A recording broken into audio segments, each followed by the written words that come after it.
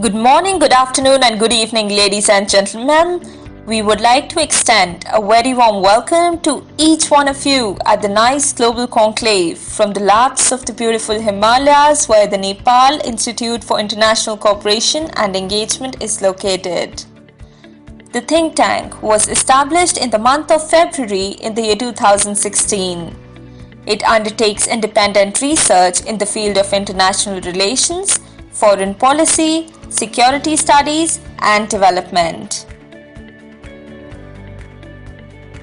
NICE has 4 research centers: China Studies, Neighborhood Studies, Non-Traditional Security Studies, and Security and Strategic Studies.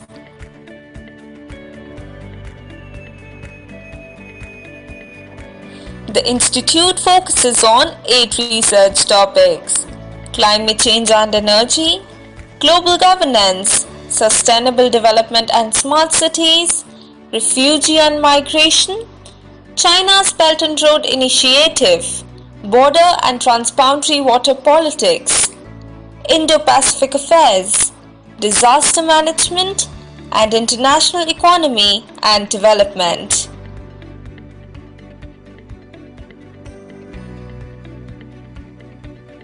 Previously, NICE has had the opportunity to host distinguished speakers from all around the globe. It was a great pleasure inviting me to speak here at NICE. It's a real pleasure to be able to speak with all of you. Well, thank you anyway, and I certainly admire the work that you're doing. I'm very happy to be with you all.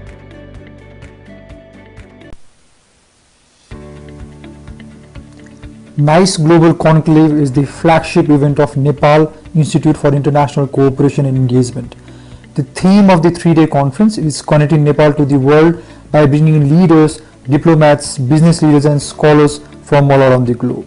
The objective of this conclave is to introduce Nepal to the world and at the same time update the Nepalese policymakers and experts about the fast-changing geopolitics, which will help Nepal to reshape its foreign policy to achieve its national goal. This is the session G of the conference, and the session that we're going to have is on polarization and looking to the 2022 US elections. And this session is supported by the Department of Government at American University.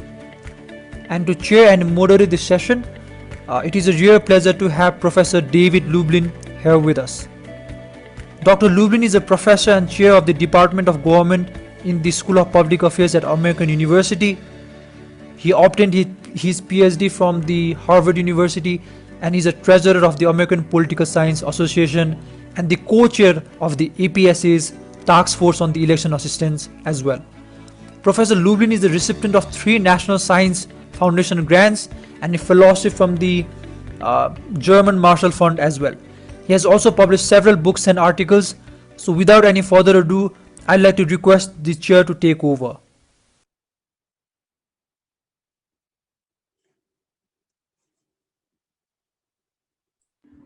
Sir, please take over. The chair of this session may take over. Hey, how do I do that? So you may start the session. Right, but how do I get it so the video's on me? Pardon please, sir. The video is over. All right, so you wish to share PowerPoint presentation? Well, am I showing up on the screen when I talk or? Yes, sir, you're showing up on video. Oh, okay, because I'm not showing up on my own screen. So yes, well, first, thank you all for coming here today. And I appreciate those of you who I know are staying up very late your time to be with us. I also want to thank my colleague, Professor David Barker, who I will introduce in a few minutes, to speak mainly about polarization, and I'm going to try and more cover polarization and the 2022 elections with a focus on what's going to happen in those elections. And towards that end, I am going to share a PowerPoint Okay, so there you go. As you can see, that's a picture of the US Capitol. And as you probably are aware, our legislature has two houses, the lower house called the House of Representatives and the upper house is called the Senate. Our system is heavily divided between two parties. And indeed, these have been the two major parties in our country since the year of 1860. Though their positions have, as you might guess, changed considerably over that time. What I'm showing you here on a chart is the difference between the average Democrat and the average Republican in terms of their ideology, okay? And so the smaller the number, the more close the two parties are in each chamber, and the blue is for the House and the red is for the Senate. And the higher the number, the more different they are. And what you can see is that since the end of World War II, the chart begins in 1946, to the election of the past Congress in 2018, and that includes the completed Congress, that the ideological differences between the Democrats and the Republicans have grown considerably. And that the two parties are now far more divided and polarized than they used to be. Okay, our Congress used to have a number of members who you might call were more centrist and kind of overlapped, if you will, that there were liberal Republicans, that is more left-wing Republicans and more right-wing Democrats who are quite centrist. And some of the Republicans, in fact, were more left-wing than some of the Democrats. And some of the Democrats are more conservative than some of the Republicans. That is no longer the case. At this point, even the most conservative Democrat is now clearly more left-wing than the most left-wing Republican.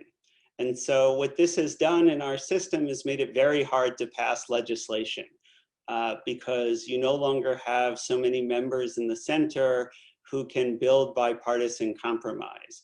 And since legislation tends to pass more easily in our system if it's supported by both parties, particularly due to the rules governing the Senate that tend to require more than a majority to get things done, it means you get a lot of what we call gridlock.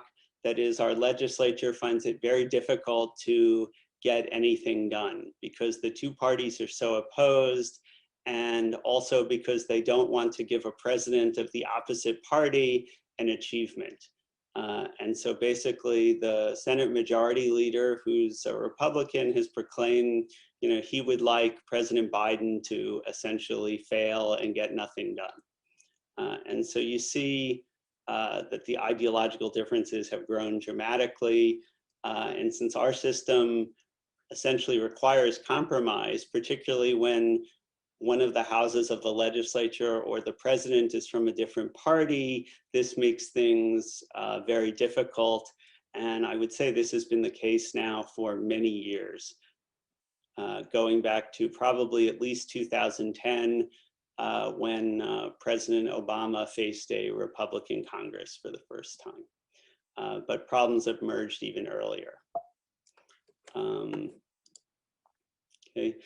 Moving on to sort of the election aspect, this shows the number of House seats held by each party over the years. And you can see for many years, the Democrats held a large majority, though many of those were conservative Democrats. And so their majority was really sort of smaller than it appeared in many years. Now the parties are more polarized. And as you can see, majorities have tended to be smaller. Okay, and in particular this year, the Democrats hold a majority that is very small. I think it's less than 10 seats. And so the Republicans are naturally hoping they can win just a few seats and take back that majority. Okay. In the Senate, you can see the Senate has gone back and forth too. since around 1980, but that this year it is actually evenly divided. There are 50 senators from each party. The vice president, who is a Democrat, Kamala Harris, our first female vice president, she is the one who breaks ties, so the Democrats narrowly control the Senate by the smallest of possible margins. Okay, so let's focus on what's going to happen in the 2022 elections. President Biden is not up for election until 2024. These are what we call our midterm elections. What is up, however, is the entire House of Representatives, all 435 seats. They serve only 2-year terms. In the Senate, they serve 6-year terms, and the terms are staggered. And by that, I mean only 1/3 of the Senate is up in any year, and usually a state only elects one of its senators at a time.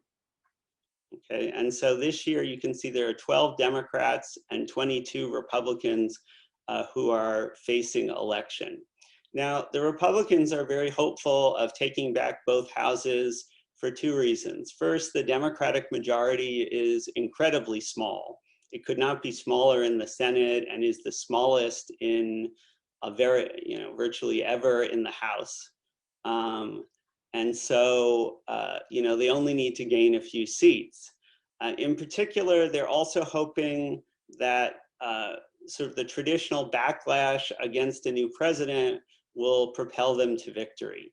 That is, generally, the party that is not the president's party gains seats in the midterm elections, which is what we call the non-presidential ones. So that the Republicans think it should be pretty easy to gain the seats needed to take back the majority.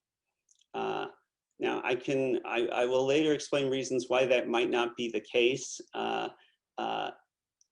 particularly in the Senate. I would say they're more hopeful in the House. Okay. One thing that's also changing this year is the number of House seats each state has. We hold our census in every year ending in 0 as mandated by the Constitution. And the purpose of that is to determine how many House seats each state gets, because the House is apportioned based on population, but each state has 2 senators. And as you can see, the states in purple have all lost 1 seat in the House, with the seats going to the states in green, the state of Texas gaining 2 seats. So California, for the first time since statehood, has lost a seat, though it remains the largest state in the country by quite a lot, followed by Texas and then Florida. New York, which used to be the largest state, lost yet another seat. It actually lost it by only 89 people. If there had been 89 more people in the state of New York, they would have kept their House seat. Don't know what, sorry about that. And as part of reapportioning the districts, it's also time where we redraw the district lines, which we call redistricting. Okay, and the US has some very strict redistricting requirements. Okay, one of which is that we have to make the populations between the congressional districts very, very equal. Okay, so here you see the state of Nevada, which has 4 districts. Don't know if you've heard of Nevada, but you've probably heard of Las Vegas, which is its major city, and where around 2/3 of the population of the state live in that area in the southern tip of the state. And so you can see the districts vary in size. What you see here on the right in the chart is a population estimate. And you also see, however, on the right side of the table over here, the difference between that and the ideal population. What you can see is the 3rd district here has way too many people, while the 1st district, this tiny one in central Las Vegas, and the 3rd district, and the 2nd district, sorry, up here, both need more people. Okay, so they're going to have to change the borders so they can equalize them. And by equalizing them, I mean they will literally try in most cases to make it so that there is zero difference in the estimated population. And the reason they do this is to avoid challenges in court on the basis of being too far apart in population. Okay, so that's a very strict requirement. Now, since, however, there's whole numbers of districts in each state, what you will see is that the populations of districts in each state will vary actually quite a lot, depending on how many districts are allotted to the state. Okay. A second requirement is under the Federal Voting Rights Act, you have to protect minority representation. And in particular, districts that are represented by African Americans and Latinos tend to be protected and can't be dismantled unless there's sort of major changes. Okay, so here you see, for example, the state of Mississippi, which has the largest Black share of population in the country. Around 43% of the population is Black. The second district located here along the sort of Mississippi River, okay, also encompassing part of the capital of Jackson. That district is nearly 2/3 Black, okay?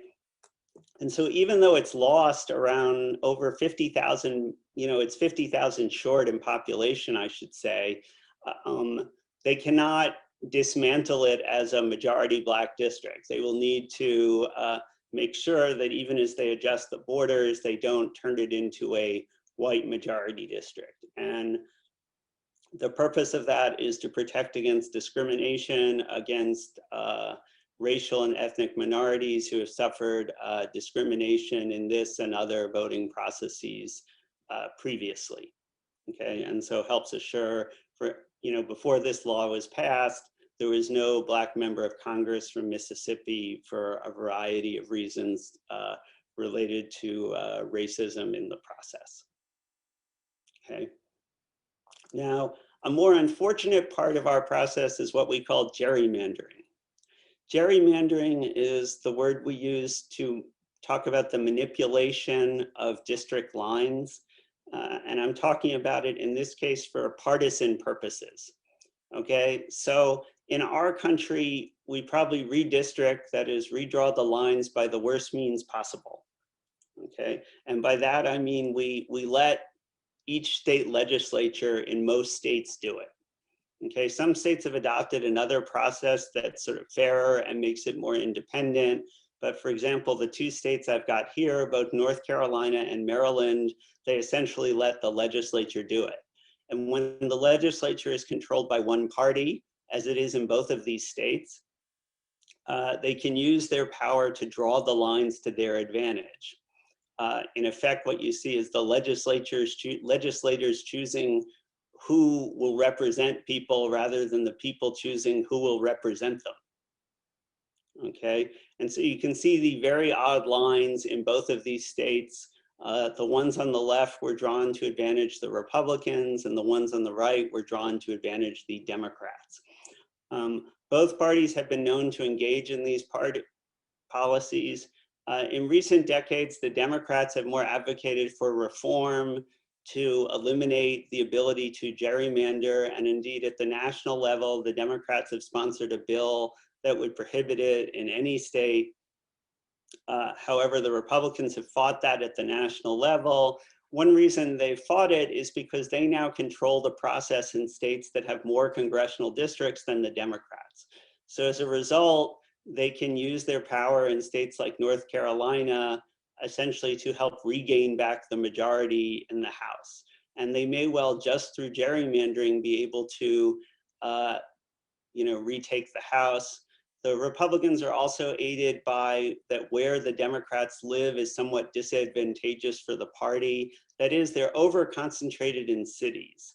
Okay, so it's harder for them to win as many districts. Okay, so it's sort of like, if all of a party's voters in Nepal were in Kathmandu, it would be hard for that party to win districts outside of Kathmandu. Okay.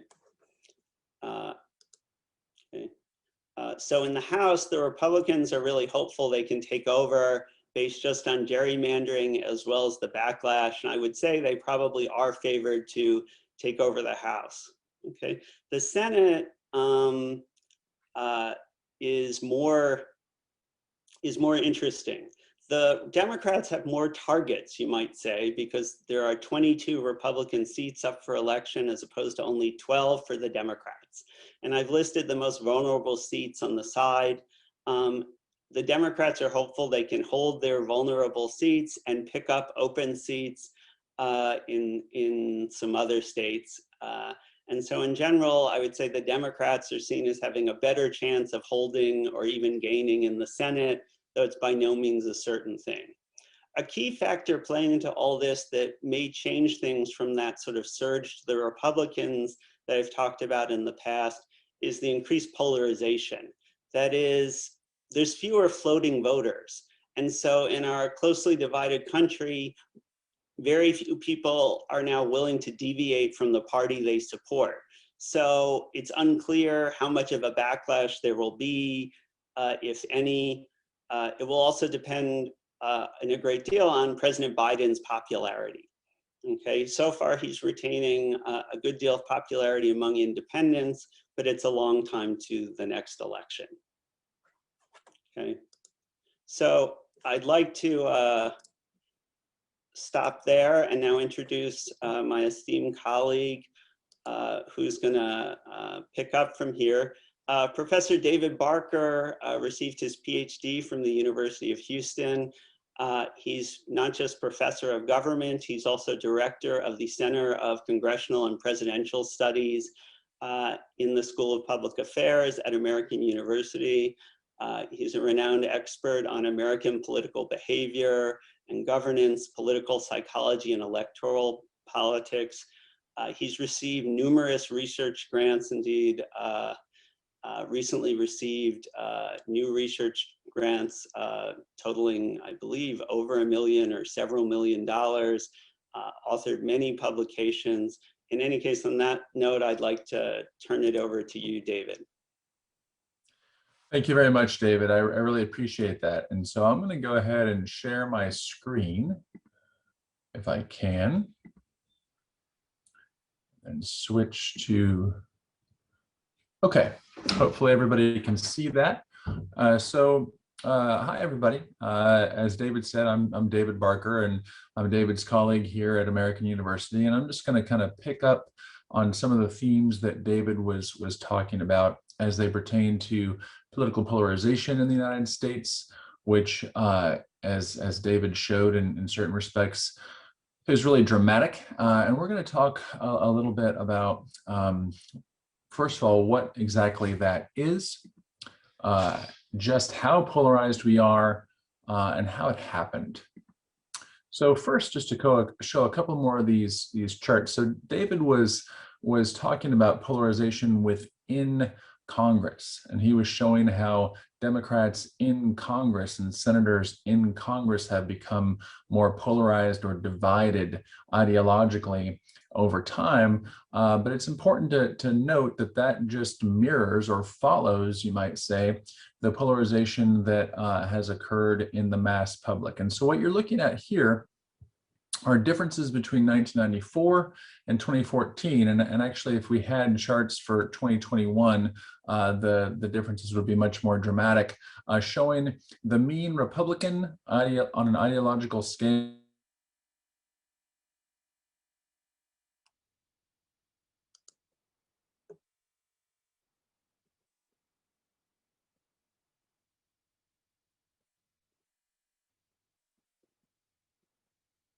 And then we see that by 2014, that had moved apart quite a bit. We also see on the right-hand side of the graph here that among those who are actually active, right, among voters, among people who pay attention, those differences are significantly more dramatic. And that is really an important point to make. While overall, all Americans may not be, completely polarized politically, people who actually care about this stuff and actually determine electoral outcomes very much are. Okay, whoops. So another way of noting this is to point out differences across age and generations. And so if you look here at the four main generations age-wise in the United, whoops, let me go back, age-wise in the United States. The youngest Americans, as we can see, right, are, tend to be significantly more liberal or democratic or left-wing than conservative. Whereas the oldest Americans down here, the silent generation, those who are between 71 and 88 years of age, are just the opposite, right? And so age is just one of the demographic characteristics that polarizes us in the US. I'm going to talk more about that in a little bit. But it goes beyond that, right? And so even more than how polarized we are ideologically, it's interesting that among Americans, Democrats and Republicans who have similar policy views, who might be thought of as similar ideologically, they still tend to really hate each other on more affective grounds, right? This is referred to as affective polarization rather than ideological polarization. And what we see is that, again, over time, the percentage of Republicans and Democrats who have come to hold very unfavorable views toward the opposite party has grown dramatically. And again, if we had these charts stretching to 2021, we would see a significantly greater spike.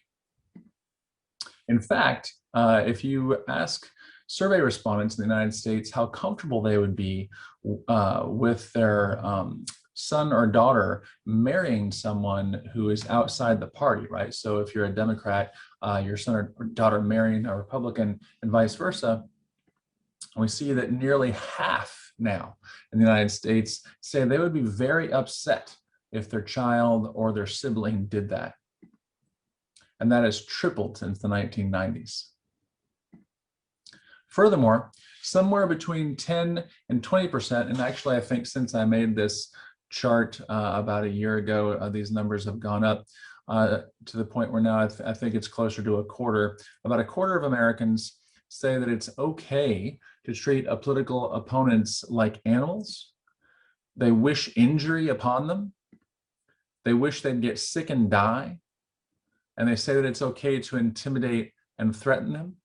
Furthermore, heading into the 2020 election, about this percentage said that violence would be okay if their party lost the election that year.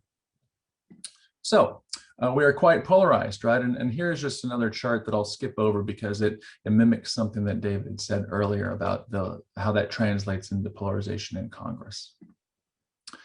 A final note to make on this is that the polarization is not symmetrical between Republicans and Democrats, right? While Democrats do indeed hate Republicans on average, and while Democrats have certainly been moving further to the left in recent years relative to where they were, say, in the earlier part of this century or last century, it's just a fact that that movement has been greater on the right side of the ideological spectrum among Republicans. In other words, Democrats are somewhat more left-wing than they used to be, and they hate Republicans more than they used to, but Republicans are much more right-wing, and some might say trending toward authoritarian than they used to be, and they are much more scornful of Democrats than they were 20 years ago. So the next question, of course, is why, right? Why did all this happen? And there's a lot of explanations, and I don't have time to really give them justice or go into great detail, but I'm going to go ahead and just mention a few things that have contributed to this political polarization in the United States. The first, this is actually a bunch of things all kind of wrapped up into one here, but the first is to point out the extent to which over the course of the past 50 years or so, the issues that Americans disagree about, that politically, right, the policy issues are about different things than they used to be, right? And so throughout much of the 20th century, Democrats and Republicans argued about economics, really, right? Who had the better vision to promote economic growth and equality and fairness and opportunity, across the country. But really starting in the 60s and accelerating after that, we saw that politics started to become much more about culture, about values, about identity, about race, about gender, about religion, right? And so little by little, the parties have actually realigned around these identity traits, such that at this point, the difference between Democrats and Republicans on race is enormous, right? The difference, in other words, the Republican Party is basically a white party, whereas the Democratic Party is a coalition of white people, as well as African Americans, Latinos, and Asian Americans. The same is true with respect to gender, right? There's been a gender gap in American politics for a while, but it's really grown such that women are much more likely than men to identify with the Democratic Party now. On religion, right? In the 70s, 80s, and 90s, Americans didn't really differ that much by party when it comes to their religious identities and their religiosity, but they sure do now, right? Such that if you are an evangelical Christian, right, a born-again Christian or a fundamentalist Christian, you are the likelihood that you vote Republican is up into the 80 percentile number. And if you're a secular American, you're about 90% likely to vote for Democrats now. A more recent one has to do with education. So until maybe 10, 15 years ago, there was not a significant difference between Democrats and Republicans when it came to education, right? So working class, traditionally the Democratic Party was the party of the working class, right? And so if you go back right into the past century, you would have found that people with higher incomes and greater educations were more likely to be Republicans.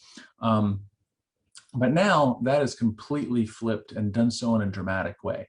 So in 2020, if you had a college degree in the United States, you were about twice as likely to vote for the Democrats as you were for the Republicans. And if you have an advanced degree, right, a medical degree, a law degree, a PhD, you're about 3 times more likely to vote for Democrats than Republicans. And so what all this means is that as politics has become more about who we are, right, and not just kind of like different strategies for economic advancement, it's been harder for us to see our opponents, frankly, as real people with whom we can work and get along and compromise to get things done. Okay. Some of these changes are brought on by demographic changes. And what I mean by that is that the country has gotten much less white, much less religious. Those are the two big changes, I guess. And I would also say much more educated over the course of the past 50 years than it was before that. And these changes represent a big threat to the status quo. And so if you're among the groups that benefited from that status quo, mainly white, male, Christian, straight people, then you see this growing number of seculars, this growing number of non-whites, this growing number of intellectuals as really threatening to your status and to your power, and that causes pushback. At the same time, there's been a tremendous growth in inequality in the U.S. over time, and as that's happened, that's generated resentment, frankly, on both the left and the right. There's also been a major decline in social capital, if you're familiar with that term. And so what this means is, frankly, the degree to which Americans really engage with other people, right?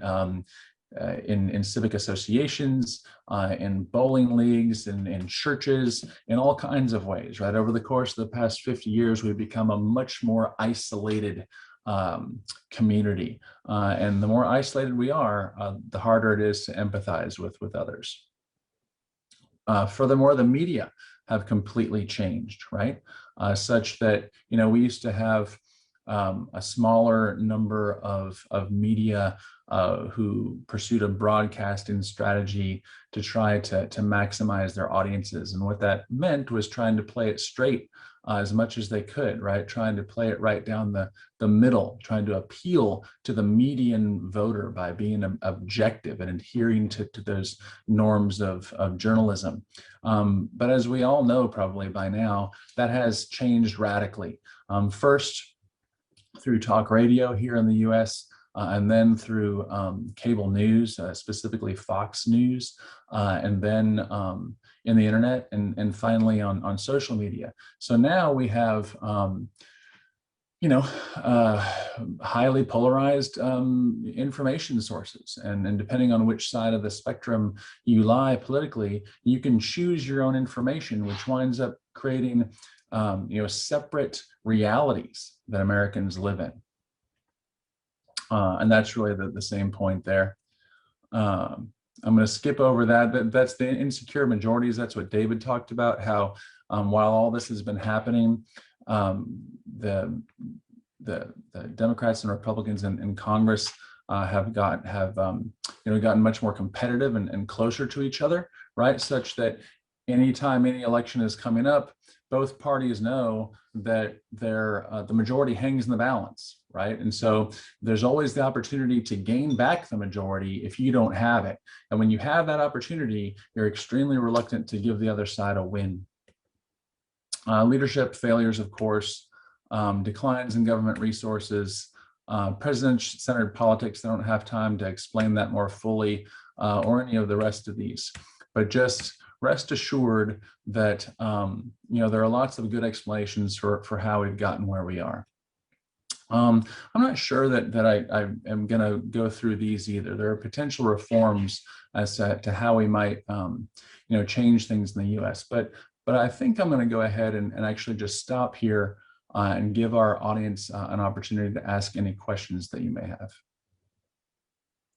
Well, David, thank you so much for that excellent overview of kind of where we are today. We have a number of questions, so far all from one person. I invite other people to submit questions via the chat as well. The first question I thought was very interesting. Recent trends have seen the election of radical candidates to the legislature on both the left and the right, such as Ilhan Omar and Lauren Boebert. Is their election to the legislature only a result of increasing polarization in civic society, or is the increasing resentment against what is perceived to be a uniparty establishment that aims to serve the elected representatives and not their constituents? David, you want to hit that one first? Or? Sure, I'll try. I think that the election of these candidates to which you refer is mostly a byproduct of just polarization and each party moving to the ideological extremes in terms of those districts and the kind of anger and other emotions around that. However, your broader point is a good one, which is that if there's one thing that people on the left and the right seem to increasingly share in common in the U.S. is a populist sense of resentment toward elites, right? And so on the left, right, Democrats increasingly feel resentful and angry toward the wealthy. And you see that reflected in Democratic Party politics. And on the right, you see, Republicans increasingly angry and resentful toward people whom they consider to be cultural elites, frankly, people like us, highly educated people, to put it straightforwardly.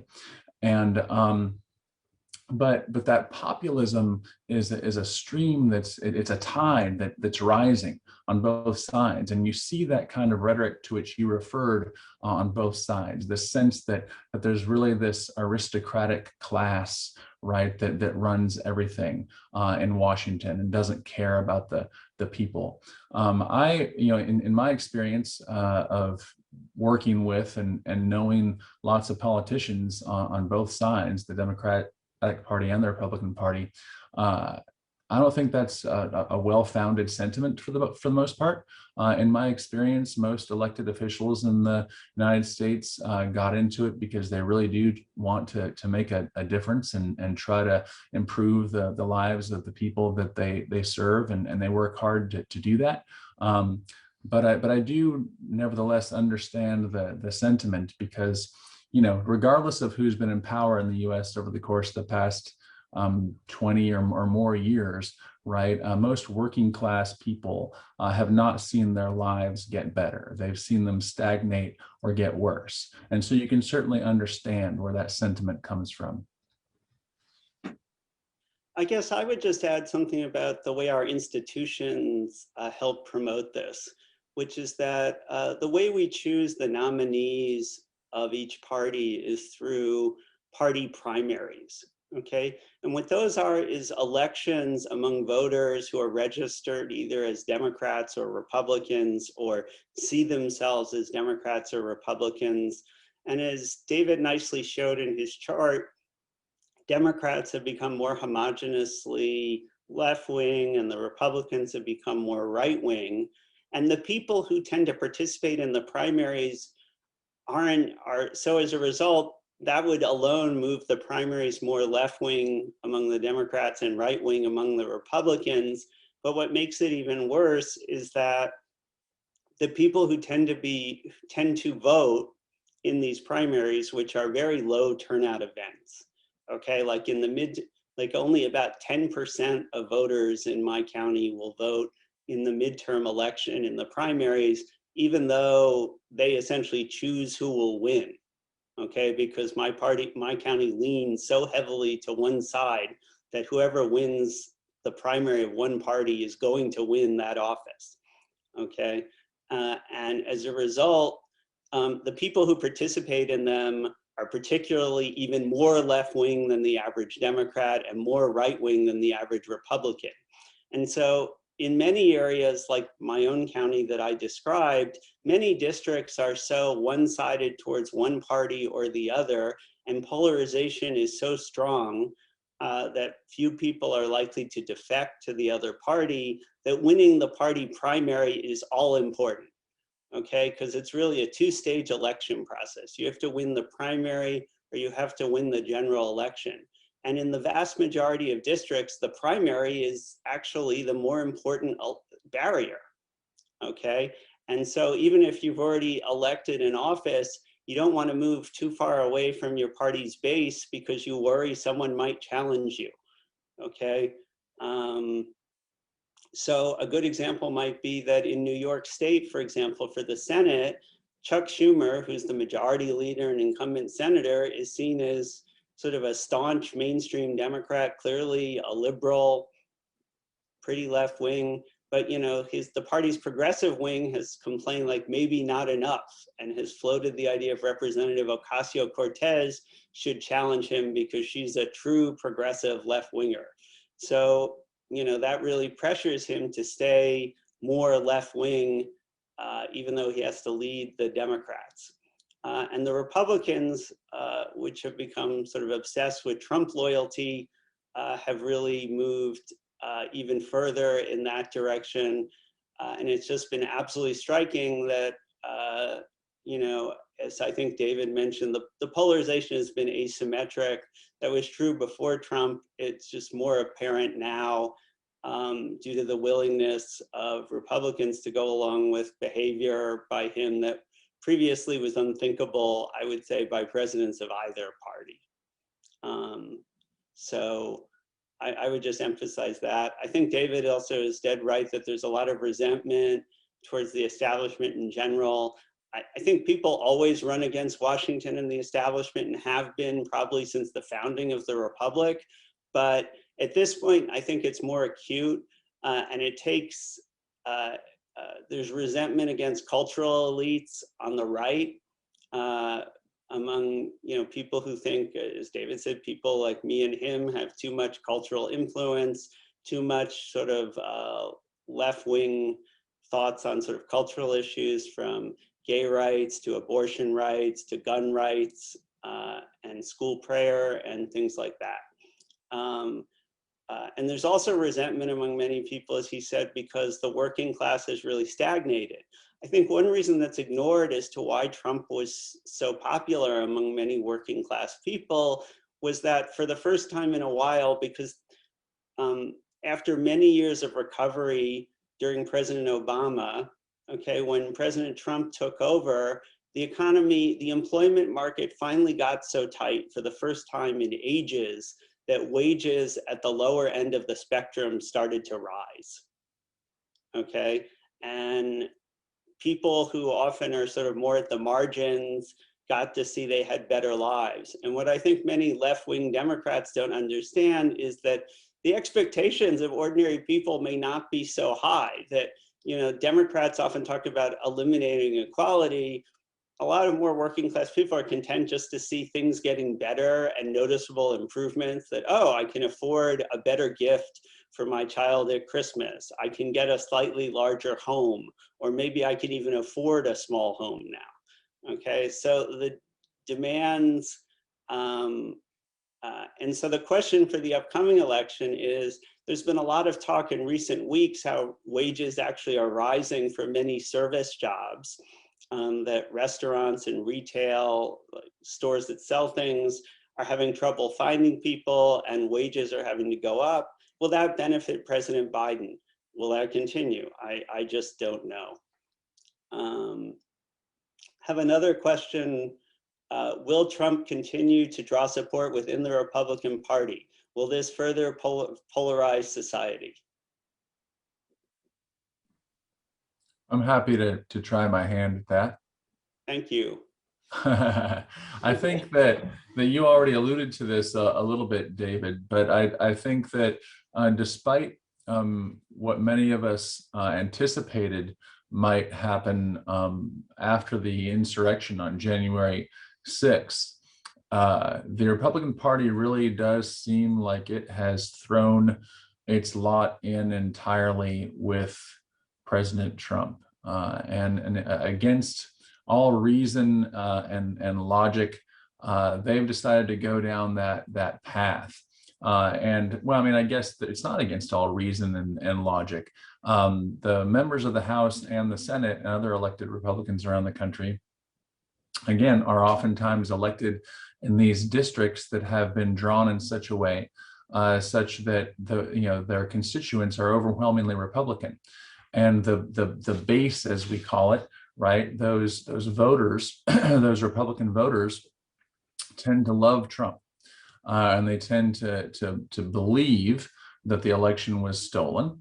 About 70–80% of them believe that sincerely, and they believe that things were going well under Trump, as David just pointed out, and moreover, they believed that Trump was a guy who was finally standing up for them in a way that they felt maybe previous Republican presidents had not done. And so those voters tend to be very loyal toward Trump.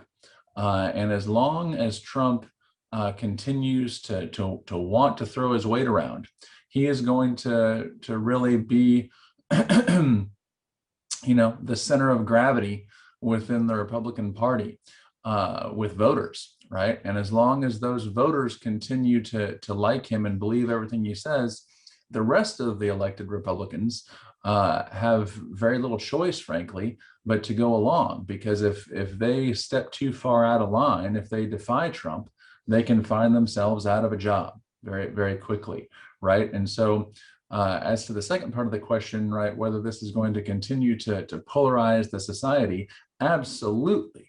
right? I mean, the country is polarized for a lot of reasons that don't have anything to do with Trump, and in many respects, Trump was a symptom of our polarization, not the cause of it. But there's no doubt that he accelerated things, right? And you know, part of the reason why it's very difficult for people in the Democratic Party and the Republican Party to just, you know, even like talk to each other is because of Trump, and Democrats tend to find it unfathomable how anybody can support this guy. And they tend to believe, therefore, that because so many Republicans do, that they must all just be racists and sexists and homophobes, which gives them permission to loathe them and to ignore them, right? And then, you know, on the flip side, it's even easier. I mean, they tend to believe, you know, on the Republican side, they tend to believe loads of misinformation, such, you know, and conspiracy theories. A majority of Republicans actually truly believe in this conspiracy theory that you may have heard of called QAnon, which claims that Democratic leaders are running a child sex cult. And so on and so forth. And so when that's what's going on, right, and Trump definitely fuels a lot of this stuff, it's going to be hard to see us, you know, coming together on much of anything. I think, David, you really hit that over the head. So I won't add much to that other than to say that even if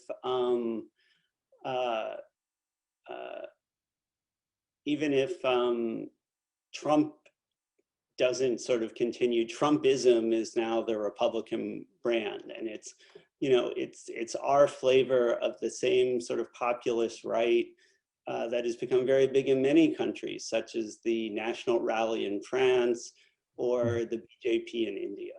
So yeah, let me just jump in on that again and just reemphasize it, which is to say that, you know, the entire meaning of conservatism in the United States has radically changed over the course of just the past few years.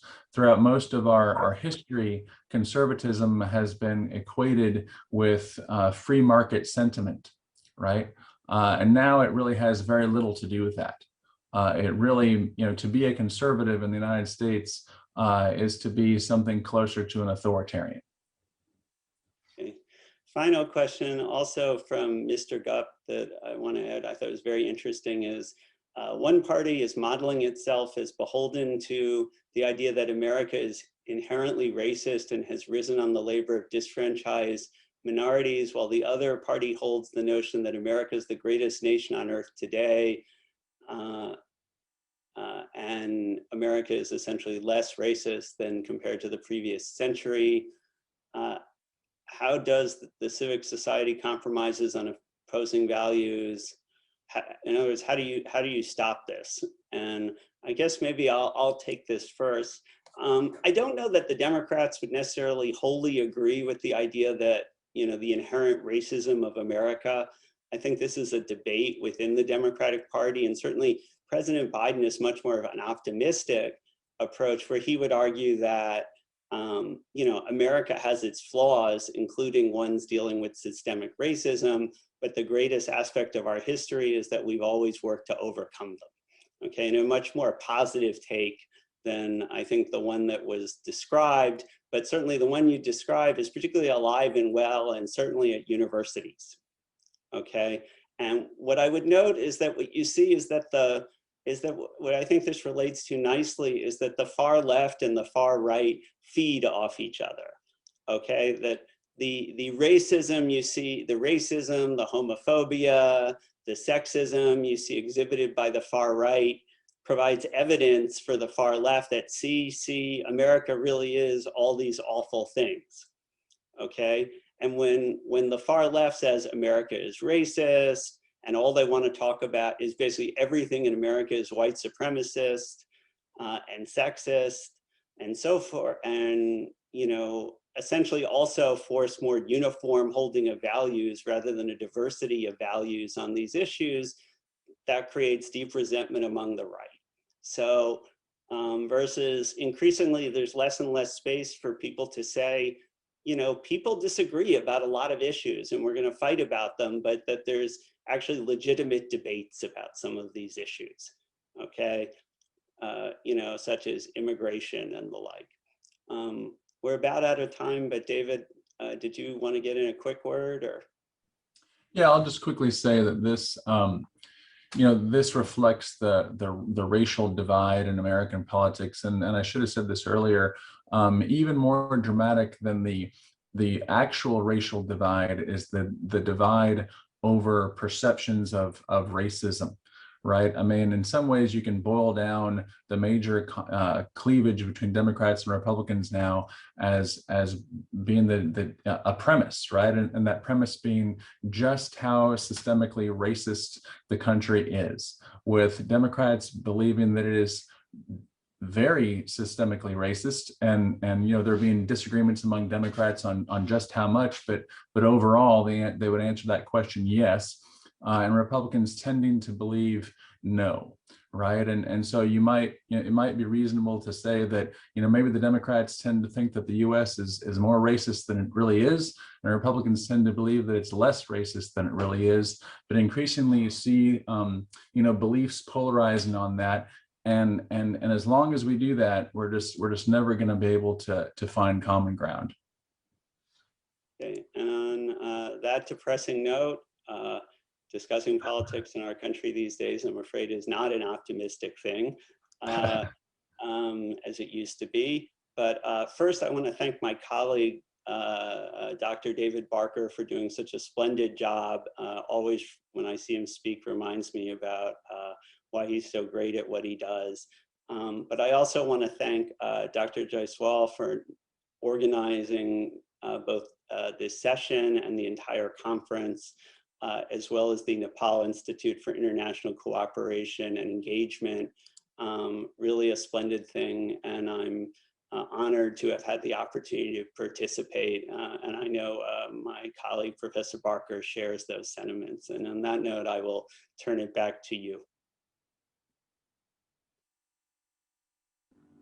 Thank you so much, sir. Thanks a lot.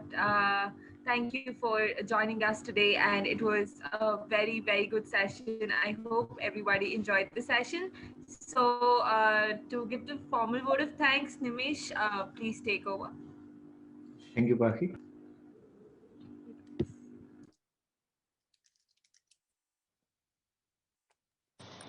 Distinguished Chair, speakers, ladies and gentlemen, as we have come to the end of this session, we would like to express a sincere gratitude and thanks to the Chair for agreeing to chair and moderate the session today. A sincere thanks also goes to all the speakers for being a part of the event and delivering such comprehensive and convincing presentations. We would like to acknowledge our gratitude to our friends from the diplomatic community, experts, academia, media, and different organizations. Finally, we must also mention our deep sense of appreciation for the audience who participated in the webinar and those who are watching us live. Thank you for your valuable time and attention, and for making this session productive with your questions. Once again, we are truly honored to have you all with us today. Please do join us in the next session. Thank you so much.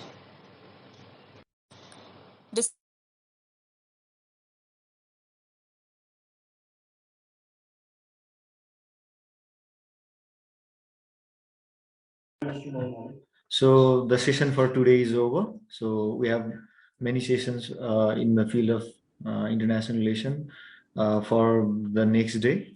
2 days, we still have 2 days left for other sessions. So please join us tomorrow and the day after tomorrow. So have a good time, everyone. Bye-bye.